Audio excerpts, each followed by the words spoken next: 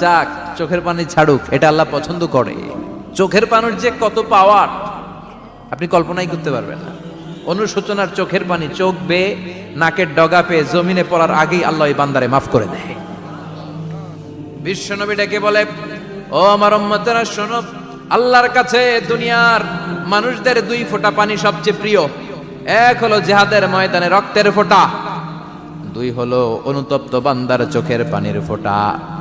এজন্য আল্লাহ ডেকে বললেন, গোলাম আমি যে তোদের কত ভালোবাসি তোর ধারণা নাই।